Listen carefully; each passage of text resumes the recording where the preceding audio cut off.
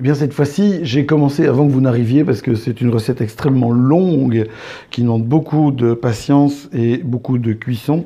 Vous allez voir, je vais vous le montrer sur la petite caméra. Et c'est une queue de bœuf que mon boucher a taillée et mise en tas pour que je n'ai pas des morceaux dans tous les sens. Voilà. Alors la queue de bœuf, je m'en sers pour faire un hochepot. Le hochepot, c'est le cauchemar des élèves de l'école hôtelière de Namur, où j'étais quand j'étais un jeune padawan, et d'où on est nombreux à sortir, hein. Pierre Résimond, Lionel Rigolet, Gérald Wathelet, enfin il y a toute une bande. Tous ceux que j'ai oubliés vont me détester. Voilà, c'est comme ça, c'est pas de ma faute. J'ai pas de mémoire. Le hochepot, c'était le cauchemar. C'est ce que les élèves de première année faisaient parce qu'ils apprenaient à la fois à cuire une viande, il faut écumer régulièrement, laisser cuire pendant 1 heure la viande. Donc ça prend beaucoup, beaucoup de temps. Donc on écume régulièrement pour écumer. On va prendre une petite louche et on va enlever ce qui flotte à la surface. C'est déjà une saleté, voilà. Et puis une fois qu'on a écumé, on va apprendre aussi en même temps à tailler des légumes. On va tailler des légumes de différentes façons. Alors, je ne me suis vraiment pas cassé la tête. Si le chef Gérard me voit, il va me détester. Enfin, il y a peu de chances qu'il me regarde. C'est que, à part l'oignon et le céleri, tout le reste, j'ai pris des réductions. C'est beaucoup plus facile. Alors, une fois qu'on a épluché l'oignon, on ne va pas se défoncer la tête trop loin. On va l'émincer. Et puis, on va faire des bâtonnets normalement avec les carottes, mais regardez comme elles sont mignonnes. Les navets, tu penses bien que je ne vais pas faire des carottes, des bâtonnets avec les navets. Je vais me contenter de couper le petit pédicelle, les poireaux et le céleri. On met tous les légumes dedans et on laisse cuire. Et puis quand c'est cuit, on mange. La viande doit se défaire sous la pression du doigt. Le hochepot, c'est une recette qu'on trouve beaucoup dans les Flandres françaises, dans l'Artois, la Picardie, Amiens. La patrie de Monsieur Macron, voilà. C'est une recette présidentielle maintenant. Et puis, nous avons aussi le hochepot dans le Hainaut. Nous avons le hochepot qui change de nom, Hutsepoot, dans les Flandres. C'est un plat, en fait, qui est en quelque part l'ancêtre de la carbonade. On remplace l'eau par de la bière, on a de la carbonade. On remplace la bière par du vin rouge, on a du bœuf bourguignon. On remplace le bœuf par de l'agneau, on a du navarin d'agneau. Et comme ça, on peut faire une espèce de route qui va nous emmener, en changeant à chaque fois 1 ou 2 ingrédients, jusqu'à la Méditerranée. C'est ça la cuisine, c'est un monde sans frontières, c'est un monde d'histoire, de tradition aussi. Moi je suis pas cuisinier, hein. Si j'étais cuisinier je pourrais pas parler, c'est bien connu.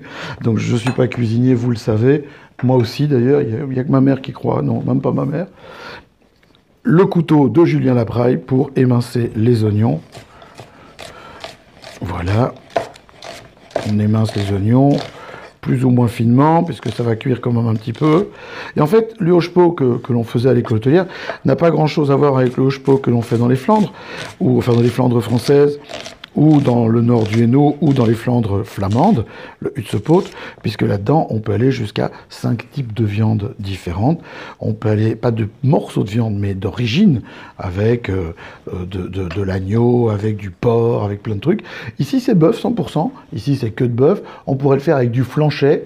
C'est une façon d'accommoder aussi toutes ces parties beaucoup moins nobles de la bête, et dont on ne sait pas trop quoi faire. Or, la cuisine de nos grands-mères et de leurs grands-mères à elles, etc., était une cuisine où on ne mangeait pas que les beaux morceaux, on mélangeait allègrement, et quand on avait déjà de la viande, on était content, et on mélangeait tout, les légumes, etc., on laissait cuire longtemps, et on pouvait comme ça manger de la carne qui était tout à fait abordable. La cuisine, c'est ça. L'art d'accommoder les restes en les rendant très très beaux et ne rien perdre. Cette affaire-là, ça va continuer à cuire. Moi, je vais couper mes légumes vaguement et on se retrouve dans quelques minutes. Ça fait maintenant à peu près 1 heure que la chose cuit, plus ou moins, et je l'ai écumé régulièrement, donc on voit, ça commence à s'éclaircir. Alors maintenant, il est temps d'ajouter le céleri que j'ai taillé en gros bâtonnets, les oignons émincés grossièrement. Voilà, on va y arriver. Émincer les oignons grossièrement. Ah, oignons. Bref. Et les carottes. les carottes qui ne sont que 7. J'aurais bien voulu en mettre 8, mais je trouvais ça idiot de ne mettre que des carottes qui ne sont cuites.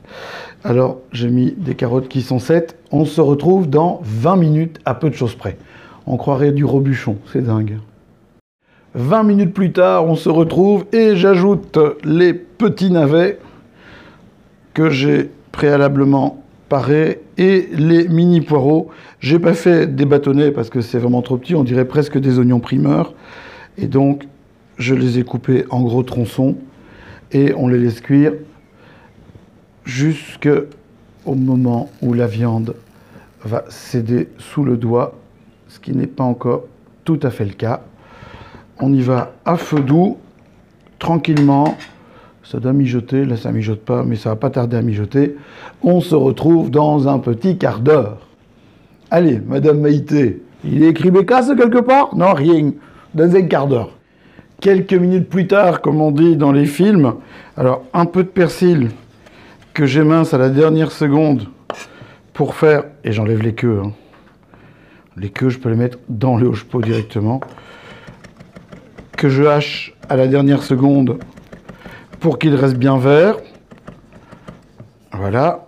Là, je vais le mettre sur le côté. Comme ça, on est tranquille. Voilà. Alors, entre-temps, mon hochepot a cuit. Ma queue de bœuf est tout à fait cuite. Et les légumes aussi, d'ailleurs.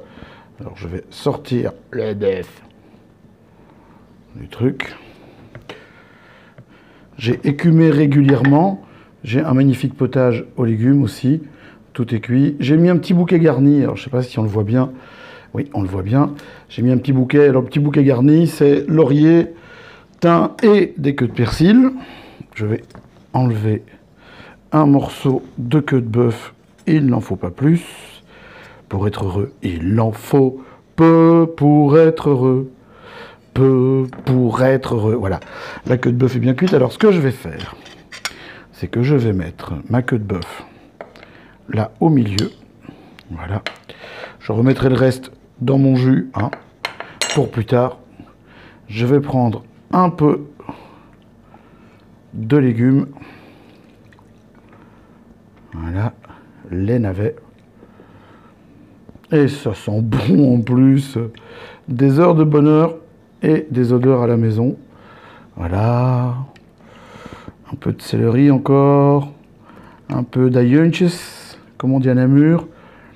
Et alors, le secret du hochepot, comme à l'école hôtelière, c'est le plateau d'épices. Alors, le persil haché à la dernière minute dessus. On peut mettre des pommes de terre nature.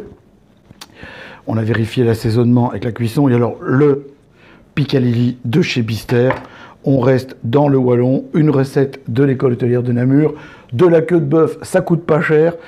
Disons que ça fait 8,50 € le kilo, la queue de bœuf. Mais avec ce qu'on dépense en gaz et en électricité pour le cuire, c'est un des plats les plus chers de l'histoire de l'humanité. C'est 19 jours de cuisson, une demi-centrale nucléaire. Non, sans déconner, c'est un plat qui est vraiment super chouette à faire, très facile. Il suffit de laisser mijoter, on est tout à fait à l'aise.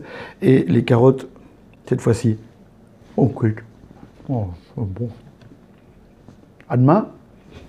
Vous n'avez pas oublié? Concours, photo, amis, partage... Boucher, copain, bonjour ami Boucher, queue de bœuf, et hop, c'est parti. À demain.